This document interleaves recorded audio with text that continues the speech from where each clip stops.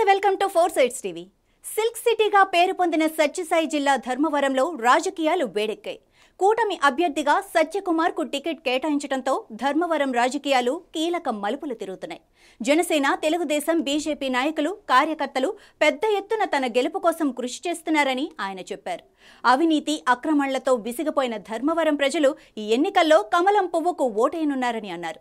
అనతి కాలంలోనే తనదైన ముద్ర వేసుకుని విస్తృత ప్రచారం నిర్వహిస్తున్న ధర్మవరం బీజేపీ అభ్యర్థి సత్యకుమార్తో మా ప్రతినిధి Lokesh face to face. Silk సిటీగా పేరొందిన ధర్మవరం నియోజకవర్గంలో ఇప్పుడు రాజకీయ సెగలు పూర్తి స్థాయిలో మంట పుట్టిస్తున్నాయనే చెప్పొచ్చు. ఏదైతే ధర్మవరం కూటమి అభ్యర్థిగా సత్యకుమార్ ఎన్నుకున్నప్పటి నుంచి పూర్తి స్థాయిలో ధర్మవరం రాజకీయాల్లోనే మలుపులు తిరిగినటువంటి పరిస్థితి ఉంది. ఏదైతే ఆయన వచ్చిన తర్వాత మొత్తం అందరి నేతలను మూకుమ్మడిగా అన్ని పార్టీల్లో ఉన్నటువంటి నేతలందరినీ కూడా సమన్వయం చేసుకొని ఆయనతో పాటు నడిపించుకున్నటువంటి పరిస్థితి చూస్తున్నాం. సార్, ప్రచారం ఏ రకంగా సాగుతుంది ధర్మవరంలో? ఇప్పటికే మీరు వచ్చినప్పటి నుంచి పూర్తి స్థాయిలో ప్రజలందరూ కూడా ఊపందుకొని మీ వైపు వచ్చే పరిస్థితి కనిపిస్తుంది. ఏ రకంగా ఉంది? చాలా సంతోషంగా ఉంది. ఏ గ్రామానికి వెళ్ళినా, పట్టణంలో ఏ వార్డుకి వెళ్ళినా కూడా ప్రజలు అపూర్వ స్వాగతం పలుకుతున్నారు. వాళ్ళు తమలో ఒకటిగా నన్ను భావిస్తున్నారు, ఆదరిస్తున్నారు. వాళ్ళు చూపుతున్న ప్రేమ, ఆదరాభిమానాలు చూస్తే ఏమిచ్చి మళ్ళీ రుణం తీర్చుకోవాలా అనే ఆలోచనలో నేనున్నాను. ప్రతి గ్రామాల్లో వెళ్ళినప్పుడు కూడా నేను అనేక గ్రామాలు, అన్ని మండలాలు వెళ్ళడం జరిగింది. అనేక గ్రామాలు వెళ్ళాను. దాదాపు ఇప్పటికీ 52,000 ఇళ్లను, ఈ కొద్ది కాలంలోనే 52,000 ఇళ్ళకి వెళ్ళాను. కొన్ని వేల మందిని కలిసే అవకాశం కూడా నాకు కలిగింది. గ్రామాల్లో కానీ పట్టణంలో తిరుగుతున్నప్పుడు కూడా అనేక ప్రాంతాల్లో అనేక సమస్యలు ఉన్నాయి. ముఖ్యంగా మంచినీటి. ఇప్పుడు కూడా చూస్తే బిందెలు, ఎక్కడ చూసినా బిందెలు పెట్టున్నారు. 5 రోజులకు ఒకసారో, వారానికి ఒకసారో 2 బిందెలు నీళ్లు మాత్రమే వస్తుంది. ముళ్ళు అడుగుతున్నాయి. వాళ్ళు ఎవరు కూడా వ్యక్తిగత పనులు ఎవరు అడగట్లేదు. వెళ్తూనే మా ఊరికి మంచినీళ్ళు ఇవ్వండి, తాగడానికి మంచినీళ్ళు, ఇక్కడ నీళ్ళు ఇవ్వండి. ఇదే పరిస్థితి. ఈ రాష్ట్రం అంతా అభివృద్ధి చెంది, దేశమంతా ఇట్లా ఉన్న పరిస్థితి అభివృద్ధిలో దూసుకుపోతుంటే రాష్ట్రం మాత్రం తిరోగమన మార్గంలో ఉంది. ధర్మవరం మరీ దారుణమైన పరిస్థితులు నెలకొని ఉన్నాయి. మంచినీళ్ళు తాగడానికి లేవు, రహదారులు లేవు, అంగన్వాడీ కేంద్రాలు లేవు, పొలాలకు సాగునీరు లేదు.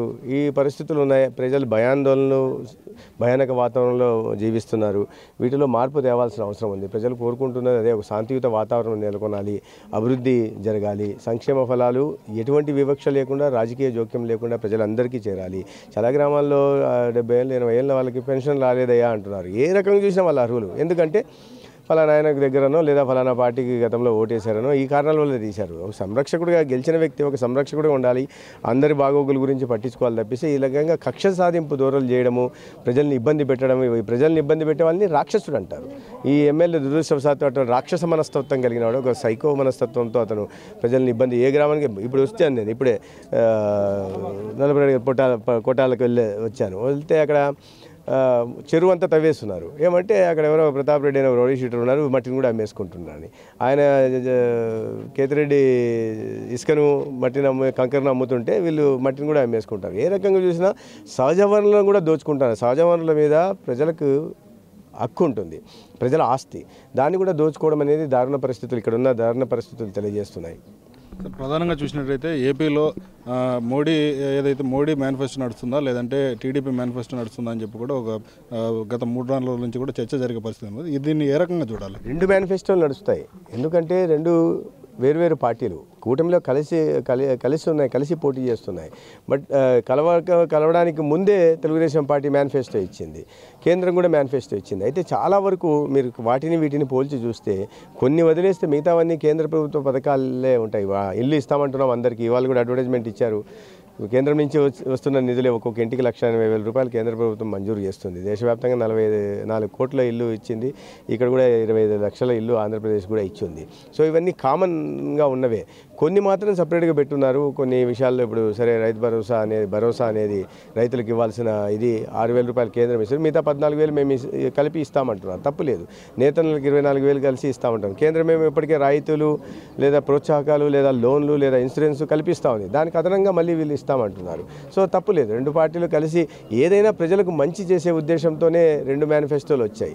ఏ రకంగా చూసినా దానివల్ల ప్రజలకు లబ్ధి చేకూరుతుంది. అధికార పార్టీకి సంబంధించిన ఎమ్మెల్యే ఇక్కడ ఏదైతే బలంగా ఉన్నటువంటి పరిస్థితి, అయితే ఆయన చెప్పే విధానం ఏంటంటే సత్యకుమార్ కేవలం ఎన్నికల కోసం మాత్రమే వచ్చారు, ఎన్నికలు అయిపోతే ఆయన ఓడిపోతే ఇక కనిపించే పరిస్థితి ఉండదు, ఇంకా ఎవరైతే మీ కార్యకర్తలు నాయకులు ఉన్నారో వాళ్ళందరూ కూడా శంకరగిరి మాన్యాలు పట్టాల్సిందే అని చెప్పి ఆయన కామెంట్ చేసే పరిస్థితి కనిపిస్తుంది. బెదిరింపులు, తాటాకు చప్పుళ్ళు కార్యకర్తలను భయపెట్టలేవు. నెంబర్ 1 అతను తెలుసుకోవాల్సింది ఏంటంటే ఎందుకు ఈ రకంగా అతను ఫ్రస్ట్రేషన్లో మాటలు వస్తున్నాయంటే సత్యకుమార్ ఓటమి చెందే అవకాశమే లేదు. ఇక్కడ ఎవరికైనా అనుమానం ఉందా సత్యకుమార్ ఓడిపోతాడని? సో అటువంటి అనుమానాలే లేవు. ఆ భయంతోనే ఆ రకమైన మాటలు వస్తున్నాయి. గతంలో మొదట్లో చాలా మామూలుగా మాట్లాడేశాడు, తీసి మాట్లాడేది బీసీలు మనల్ని ఏం చేస్తాడు అన్నట్టు మాట. ఇప్పుడు ఏందో కొత్త కొత్త కథలన్నీ తీసుకొస్తా ఉన్నాడు. అంటే అతనికి ఏంటంటే దొంగ డాక్యుమెంట్లు సృష్టించి భూములు కబ్జా చేసుకోవడం అలవాటు. ఆ పని ఇక్కడ కూడా చేస్తున్నాడు. సో అతని శంకరగిరి మాన్యాలు ప్రజలు పడతారా అతను పడతారా అనేది కాలం చెప్తుంది. మే 13 చెప్తుంది. జూన్ 4వ తేదీ మొత్తం విషయాలు బయటకు వస్తాయి. తర్వాత ధర్మవరంలోకి అడుగు కూడా పెట్టలేడు. ఎంత మెజార్టీ రావచ్చు అనుకుంటారు? ధర్మవరం ప్రజలకు మీరు ఏం చెప్పగలరు? మెజార్టీ గురించి లేదు, ప్రజలు గెలిపించాలని మనసు నిర్ణయించుకున్నారు. ఒక అభివృద్ధి కాంక్షకుడు, అభివృద్ధి చేయడానికి వచ్చినవాడు, ఎటువంటి వివక్ష చూపకుండా అందరికీ సంక్షేమ ఫలాలు అందించడానికి వచ్చాడు. విస్తృతమైన పరిచయాలు ఉన్నాయి, పరిపాలన అనుభవం ఉంది. కాబట్టి వీటిని అన్నింటినీ క్రోడీకరించి కేంద్రంలో పెద్దలు నేనున్న, జాతీయ స్థాయిలో నేనున్న బాధ్యత దృష్ట్యా ఏ పథకమైనా నిధులు తీసుకురాగలిగిన సత్తా ఉంది.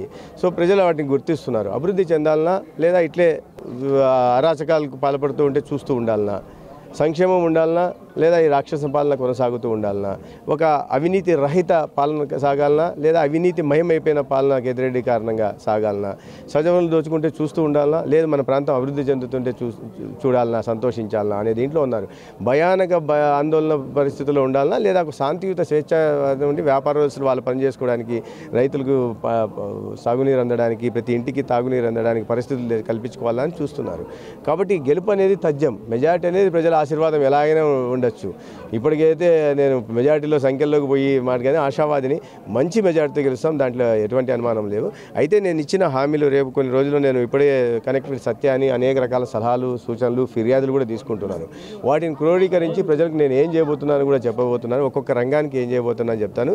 సమగ్రంగా ఏ రకంగా ధర్మవరం నియోజకవర్గాన్ని అభివృద్ధి చేయబోతాను, ఒక చిరునామాకి ఏది అభివృద్ధికి చిరునామాగా ఎలా చేస్తాను, రూపురేఖలు ఎలా మారుస్తాను అనే విషయాన్ని నేను ప్రజల ముందు ఉంచదలుచుకున్నాను. దాన్ని బట్టి వాళ్ళు ఆశీర్వదిస్తారు. ఆశీర్వదించాలని వారు నిర్ణయించుకున్నారు. వారి ఆశీర్వాదం మేరకు వారు రుణం తీసుకోవాలని కూడా నేను నిర్ణయించుకున్నాను. ఇదే ఇక్కడ చూసినట్టయితే పరిస్థితి ఆయన ప్రచారం యొక్క పూర్తి స్థాయిలో ఏదైతే ఊరికి కూడా ప్రతి గ్రామానికి కూడా ప్రచారం చేసి ఏదైతే జనాలందరూ ప్రజలందరూ కూడా ఆయనకు మద్దతు ఇస్తున్నట్టు కూడా సత్యకుమార్ తెలిపినటువంటి పరిస్థితి. ఏదైతే ఆయనకు ఓటేస్తారని ఆయన ఆశాభావం వ్యక్తం చేసినట్టు సత్యకుమార్లో కనిపిస్తుంది. 100% ఛాన్బస్తో లోకేష్, 4 టీవీ ధర్మవరం నుంచి.